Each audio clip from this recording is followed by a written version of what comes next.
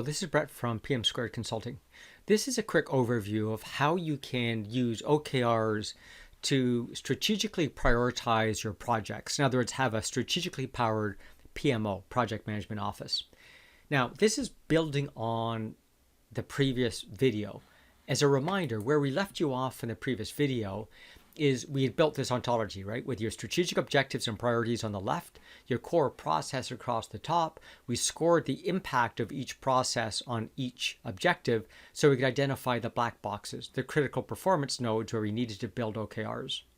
We then took those critical performance nodes and used those to build our objectives and key results. So for each black box, what's the objective the team needed to work on? What are the key results? And what are the performance targets? We also made sure that we understood the cross-functional nature of work to make sure that we had shared objectives or key results. So we covered that in the last video. If you forget it, go back, listen to it. Here's where we build forward.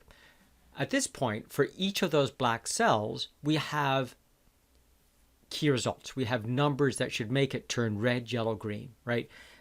Green means I'm on target. Yellow means I'm off target, but I can get there with focus. Red means send help. Red means I've tried everything I can. I can't get that performance number. I need either more resources or I need the target changed, neither of which I can do myself.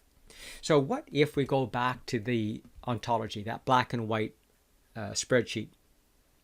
Let's say we're looking at support. If we take a look at two measures, this one here supports impact of 5 out of 5 on great partner, and this one here also 5 out of 5 impact on understanding our customers. Now imagine for both of these we came back with a mediocre performance. For school we'd give it a C. Which of these two should we focus in on? Well, the answer is we should focus in on this one because it's black. Why is it black? Because it's more important. A C in this more important objective is of greater importance to leadership than a C in this one that's of lower importance. And that in turn would be of greater interest than the C in this one that's not of much importance at all. So let's now add in those OKR performance numbers, the key results, and again, red, yellow, green on how we're doing versus our target. It'll look like this. So if I go back and take a look at, say, this one that we looked at to begin with, again, impact of 5, performance of 3, it's red. And it's red because a performance of 3 is not good enough with a weighting of 16. Here, we have the same score, impact of 5, performance of 3, but it's yellow because that's sort of acceptable with an objective of a weighting of 6. And here we have the same, again, 5 impact, 3 performance, and it's green because a performance of 3 is fine for an objective weighted at 5%. So what this allows us to do is to strategically assess what performance looks like. Now, to put this in context, I don't know, imagine you're driving along and the oil light goes on your car. You're supposed to pull over and, call the mechanic, because if you don't, the engine will seize. But if you're on a different journey, if your strategy is going to the hospital in an emergency and the oil light goes on, you keep driving. So it's only by understanding the strategy can you interpret the key results. And so this ontology allows us to begin to put the performance into strategic context. Now, these are just numbers. I can add this up horizontally to give you a graph. And that graph looks like this. So the height of the bar represents the number of strategy points available, or required rather, to be successful. So to be a great partner to our internal customers takes a lot of processes. The blue part represents how well we're currently performing, and the gold is a gap between current performance and what the strategy calls for. So you can see in some cases we're meeting expectations, there's no gap. In other cases we have a larger gap. So this becomes a first step to figure out where are our process improvement projects best suited. Right? We're not meeting expectations, so we better set in projects to close this gap, but not this one. So if we're just to take a look and organize this by how big the gaps are, the chart would look a bit like this. So the biggest gap is on stakeholder satisfaction, and then be a great partner, and so forth. So this becomes sort of their strategic risk profile, how well they're meeting their customers' needs. So what we should now be able to do is take their portfolio of projects. So in this case, they've got they're going for a Baldrige Award, so an excellence project, Project Vista, which is a new accounting system, putting in Office 365, and so forth. So these are their different projects. Resources required, so this is FTEs plus out-of-pockets, and then where the impact is. So just like the ontology, for Vista, for example, it's going to have an impact in these places at this level. So just like we did before, we can add up these and see what the strategic impact is of this portfolio of projects. And we'll chart those as red dots. So here are the strategic objectives, so stakeholder satisfaction. And, we've got a bunch of projects. We've got way more projects under partner to serve internal customers, not many projects around risk and so forth. So this is just looking at the strategic impact of the projects that are being proposed in the portfolio. Now remember, the purpose of these projects is to close those gold bars, the gaps that we saw on that process analysis, how well we're performing to meet our customers' needs. So what do you think the chances are that these red dots match those gold bars? This is typical for our clients. What we see is in many cases, we are under-resourcing projects where there's a big gap and then over-resourcing others. Now, there's many reasons why this happens. Sometimes we launched a project last year to deal with this issue. We solved it, but we haven't killed those projects. In other cases, there's a bunch of unintended consequences that impact that objective. So I'm focusing on other things. While I'm focusing on other things, I get some benefits. But the net is, it's a conversation that leadership has to have. We have to make sure that our projects are better aligned about those gaps. And of course, what this profile would tell us is we should be moving resources from this area over to this area.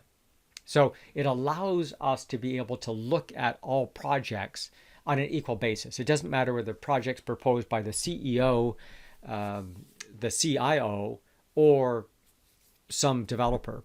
They're all scored based on their technical merits and their impacts, and then we can begin to assess and begin to put forward the best portfolio. Now, there's many ways that this works through the PMO office. So, for example, typically we've got a bunch of constrained resources. I only have so much cash. I only have so many developers. So what I should be able to do is allocate first off, you got to choose all the projects you have to do for risk and regulatory reasons. Those just have to get done. With whatever money you have left or IT resources, then I need to prioritize the rest of the portfolio. And what I'm going to do is do as many projects as I can until I exhaust the first constrained resource. Let's say I use up all my Python developers. So then I have to look for projects that don't require Python, but I can use other developers. Eventually, I might run out of all developers. Then I'm going to look for projects I can do in IT that I can use outside consultants for because programmers maybe have got, spare cash until I have no more cash. And so this allows us to begin more intelligently choosing which projects go forward and defending those decisions to our internal customers. So not only did this IT department see much better process and customer satisfaction, they're also able to better justify why they're working on which projects. And of course, choose the projects that are most impactful. Now, there's a second analysis that we can do on this as well. Remember, we showed how many resources were required for each project. I can give you a return on resources. So I can see the impact, which we saw with the red dots before. What's the impact of each project? So these are projects. Contract management, not much impact. Excellence project, bigger impact. And the return on resources. So based on the amount of money and people required for each of these projects, which is most attractive. So you can see contract management has a higher return on resources than the excellence project, which is better than develop of service management agreements and Office, and then Vista's way down here. So I can begin to look at each project and see what the merits are. Now, what's interesting about this is we're now looking at strategy points earned, not dollars, because looking at dollar ROI is incredibly ludicrous in the IT department because so many things you do don't have a hard ROI benefit, but they have a huge strategic benefit. Making the website more user-friendly may not give you a hard dollar return, but strategically, it's super important. So this gives us a better analysis of projects which have monetary and non-monetary benefits, and projects that go outside your financial investment horizon. Maybe they go on for multiple years, but I still need to get them done.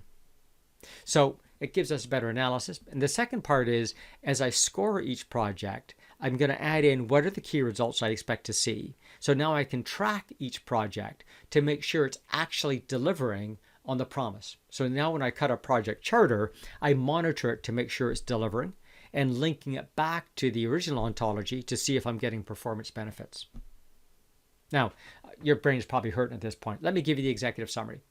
What we started off with is that black and white ontology. We added in the key results from the objectives to give us a strategic performance profile. From there, we were able to understand where are our largest performance gaps, those gold bars. We then repeated the process by scoring our strategic projects and discovering where that portfolio of projects had an impact, and began to align those to where the actual gaps are that we have in the organization. And then finally, we can use that tool to compare alternative projects to solve the same problem, as well as projects from multiple departments and across organizations, regions, products, customers, and so forth.